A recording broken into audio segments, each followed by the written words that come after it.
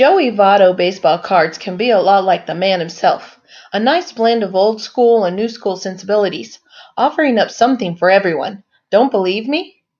Consider how Vato plays the game, intense and hard-nosed, like the old-timers, but with a keen eye for adding value to his team. Getting on base above mere contact, strikeouts as a byproduct of getting on base, an appreciation for three true outcomes, baseball. With that in mind, I decided to dredge up a cadre of Vato cards that should appeal to old-timers like me, with a couple of restrictions.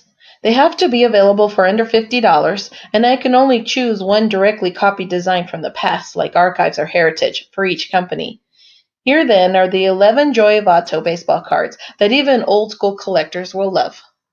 2017 Donruss Retro Variations Joey Votto, number RV8. The first year I actively collected baseball cards, rather than just getting a pack here or there and tossing them in the corner, was 1983. In my neck of the woods, we could only get top in a few places, Fleer almost nowhere, and Donruss just about everywhere, and that was just fine with me. Because those blazing white borders with the green inner piping, and mercy, the bat and glove underneath with the player's photo just screamed baseball to me. They were right there beside me as I learned about the game and fell in love with everything related to it. So yeah, this Joey Votto card in the style of 1983 Donruss floats my boat, even with no Reds logo on his batting helmet. 2019 Panini Donruss Joey Votto Diamond King Heroes Joey Votto, number 24.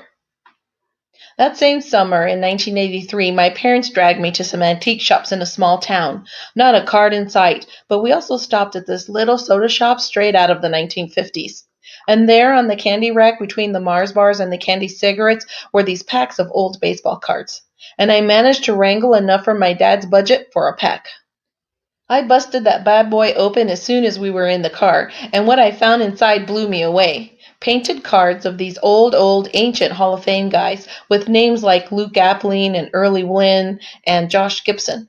I hit the mother lode, and I had to have more. I finagled some deal with my dad, and we went back inside to buy the rest of the box, maybe 10 packs. I think I still owe him my firstborn or something. Anyway, this Vato seems to be modeled after those great Pettis Steals cards, and that's more than good enough for me. 2003 Multi-Ad Sports Dayton Dragons Joey Vato, number 9.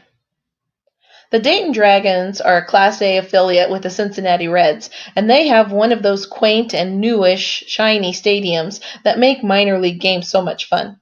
It's mind-blowing to think about how cool it must have been to watch a young Joey Votto play his trade there at the Fifth Third Field in 2003 and 2004.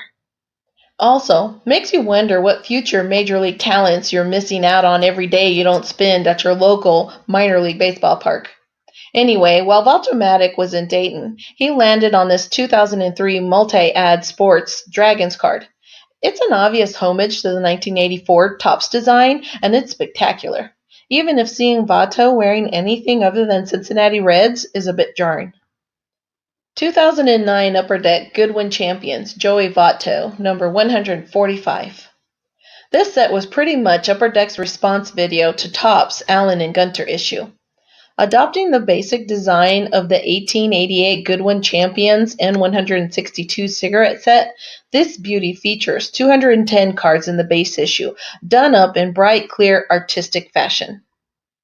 Vato is a budding superstar here, rocking on with a raised fist in an apparent celebration of gripping the barrel of his bat real hard. 2010 Bowman Joey Votto, number 180. Nothing special to see here, really. Just a base card of a dude who was about to put together his National League MVP season. But it's also loaded with callouts to classic baseball cards like black borders a la 1971 Topps and 1985 Donruss. Red pinstriping, further dredging memories of that special 1985 Donruss set. Cloud fade around the image, reminiscent of 1988 Fleer, 1987 Topps team leaders, and other blasts from the past. The horizontal format with the Bowman logo looming overhead. Who wouldn't think of 1955 Bowman when you see this thing? Add in a photo of Vato crouched down and zeroed in on a ball coming toward his frame-centered glove at first, and it's hard not to love this card. 2008 Topps National Baseball Card Day, Joey Votto, number 7. Those 2008 Topps baseball cards sure do have a lot of white border space on them, huh? They can almost be blinding in the right light.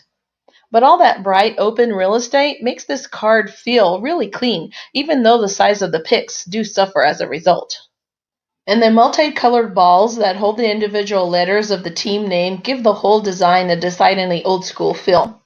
The National Baseball Card Day set was a joint venture between Topps and Upper Deck, with each company contributing 8 cards featuring different pictures from their base issue. And altogether, the classic design, the oddball nature of the set, and Vato's follow through, the rookie card logo, and you have a winner even geezers like me can love. 2011 Topps Joey Votto, number 5. Another nothing special about it baseball card that just happens to show the reigning National League MVP when it was issued, that is. To these old eyes, though, this design is a cleaned-up, streamlined version of the 1985 Topps base set, right down to the Topps logo in the upper left-hand corner and the team logo in the right-hand corner.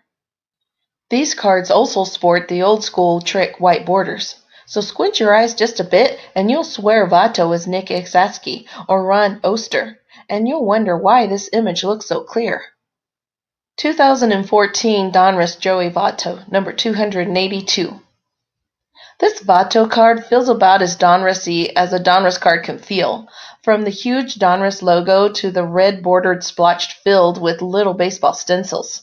With Vato turned sideways to the camera, ready to field whatever comes his way at first base, you hardly even notice the missing Reds logo on his cap.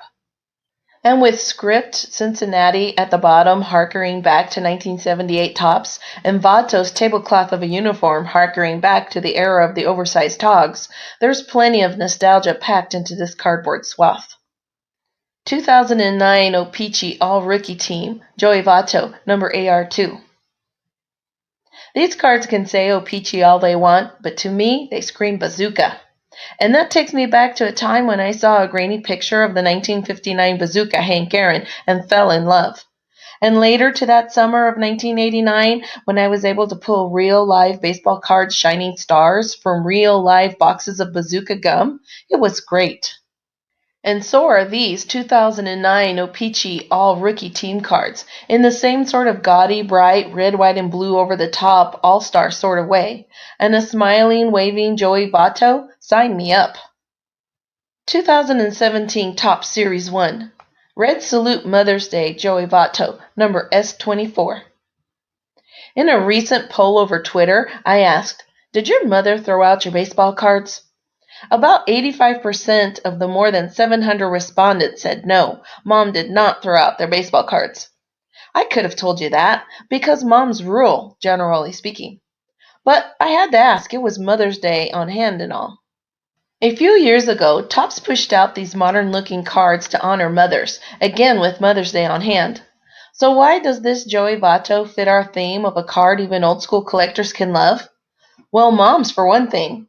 And Joey looks like he was carved right out of the 1950s, or maybe the 1910s for another. It's the crouched and the steely stare, and the Mr. Red on the uniform sleeve, and the black and red and white Reds logo. It's the whole, and ribbons, and the moms. 2018 Topps Archives, Joey Votto, number 288. Speaking of moms, mine bought me my first baseball cards in 1981, and even though I didn't like them and I didn't want them, she kept buying cards, Topps, Fleer, Donruss, in 1981 and in 1982. By the spring of 1983, I was ready to embrace the game and the hobby, and my mom probably cowered in fear at the cardboard monster she had created. The Beast cut his baseball and baseball card chops largely on the by then beat-up 1981 Topps specimens squirreled away in an old shoebox. So of course seeing this Archives Vato card brings it all back, and the green borders for red players, and the posed shots, and the little baseball caps that define the 1981 Topps design. It's all right there, and cheesy as it is, I love it all. You probably will too if you're of a certain age. Like our video? Then like our videos and subscribe to our channel. waxpackgods.com